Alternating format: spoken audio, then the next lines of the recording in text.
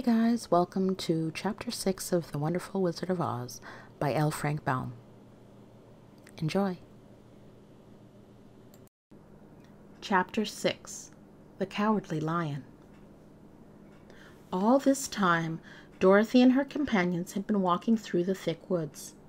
The road was still paved with yellow brick, but these were much covered by dried branches and dead leaves from the trees, and the walking was not at all good. There were few birds in this part of the forest, for birds love the open country, where there is plenty of sunshine. But now and then there came a deep growl from some wild animal hidden among the trees.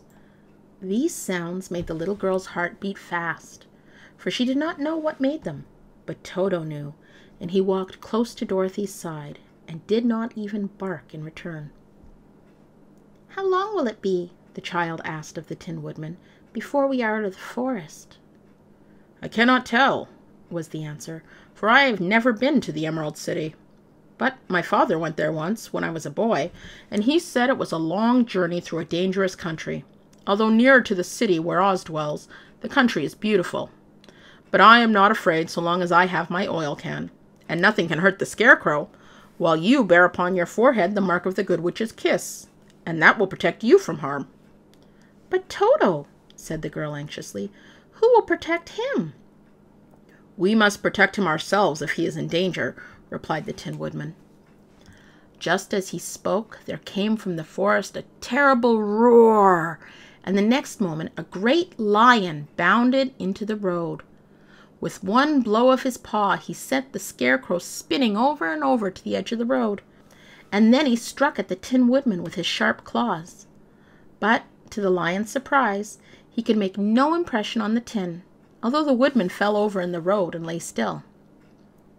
Little Toto, now that he had an enemy to face, ran barking toward the lion, and the great beast had opened his mouth to bite the dog, when Dorothy, fearing Toto would be killed and heedless of danger, rushed forward and slapped the lion hard upon his nose, as hard as she could, while she cried out, "Don't you dare to bite Toto!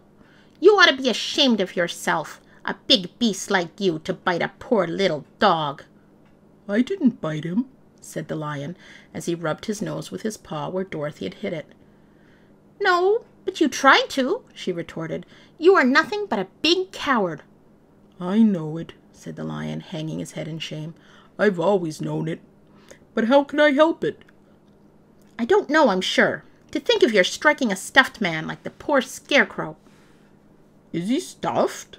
asked the lion in surprise, as he watched her pick up the Scarecrow and set him upon his feet, while she patted him into shape again.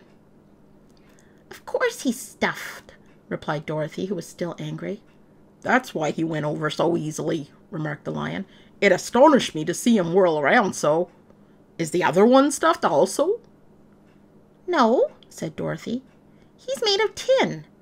And she helped the woodman up again. "That's why he nearly blunted my claws," said the lion. "When they scratched against the tin, it made a cold shiver run down my spine. What is that little animal you are so tender of?" "He is my dog, Toto," answered Dorothy. "Is he made of tin or stuffed?" asked the lion. "Neither. He's a meat dog," said the girl. "Oh, he's a curious animal, and seems remarkably small now that I look at him. No one would think of biting such a little thing, except a coward like me," continued the lion sadly. "What makes you a coward?" asked Dorothy, looking at the great beast in wonder, for he was as big as a small horse. "It's a mystery," replied the lion. "I suppose I was born that way. All the other animals in the forest naturally expect me to be brave, for the lion is everywhere thought to be the king of beasts. I learned that if I roared very loudly, every living thing was frightened and got out of my way. Whenever I've met a man, I've been awfully scared, but I just roared at him, and he has always run away as fast as he could go. If the elephants and the tigers and the bears had ever tried to fight me, I should have run myself. I am such a coward. But just as soon as they hear me roar, they all try to get away from me. And, of course, I let them go." "But that isn't right. The king of beasts shouldn't be a coward," said the Scarecrow. "I know it," returned the Lion, wiping a tear from his eye with the tip of his tail. "It is my great sorrow, and makes my life very unhappy. But whenever there is danger, my heart begins to beat fast." "Perhaps you have heart disease," said the Tin Woodman. "It may be," said the Lion. "If you have," continued the Tin Woodman, "you ought to be glad, for it proves you have a heart. For my part, I have no heart, so I cannot have heart disease." "Perhaps," said the Lion thoughtfully, "if I had no heart, I should not be a coward." "Have you brains?" asked the Scarecrow. "I suppose so. I've never looked to see," replied the Lion. "I am going to the Great Oz to ask him to give me some," remarked the Scarecrow, "for my head is stuffed with straw." "And I am going to ask him to give me a heart," said the Woodman. "And I am going to ask him to send Toto and me back to Kansas," added Dorothy. "Do you think Oz could give me courage?" asked the Cowardly Lion. "Just as easily as he could give me brains," said the Scarecrow. "Or give me a heart," said the Tin Woodman. "Or send me back to Kansas," said Dorothy. "Then, if you don't mind, I'll go with you," said the Lion, "for my life is simply unbearable without a bit of courage." "You will be very welcome," answered Dorothy, "for you will help keep away the other wild beasts. It seems to me they must be more cowardly than you, if they allow you to scare them so easily." "They really are," said the Lion, "but that doesn't make me any braver, and as long as I know myself to be a coward, I shall be unhappy." So, once more the little company set off upon the journey, the Lion walking with stately strides at Dorothy's side. Toto did not approve this new comrade at first, for he could not forget how nearly he had been crushed between the Lion's great jaws. But after a time he became more at ease, and presently Toto and the Cowardly Lion had grown to be good friends. During the rest of that day there was no other adventure to mar the peace of their journey. Once, indeed, the Tin Woodman stepped upon a beetle that was crawling along the road and killed the poor little thing. This made the Tin Woodman very unhappy, for he was always careful not to hurt any living creature.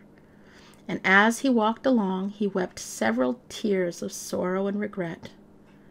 These tears ran slowly down his face and over the hinges of his jaw, and there they rested. When Dorothy presently asked him a question, the Tin Woodman could not open his mouth, for his jaws were tightly rusted together. He became greatly frightened at this, and made many motions to Dorothy to relieve him, but she could not understand. The Lion was also puzzled to know what was wrong, but the Scarecrow seized the oil can from Dorothy's basket and oiled the Woodman's jaws, so that after a few minutes he could talk as well as before. "This will serve me a lesson," said he, "to look where I step, for if I should kill another bug or beetle, I should surely cry again, and crying rusts my jaws so that I cannot speak." Thereafter he walked very carefully, with his eyes on the road, and when he saw a tiny ant toiling by, he would step over it, so as not to harm it. The Tin Woodman knew very well he had no heart, and therefore he took great care never to be cruel or unkind to anything. "You people with hearts," he said, "have something to guide you, and need never do wrong, but I have no heart, and so I must be very careful. When Oz gives me a heart, of course I needn't mind so much." And that is the end of Chapter 6. Remember to like, comment, and subscribe, okay? Thanks. Good night.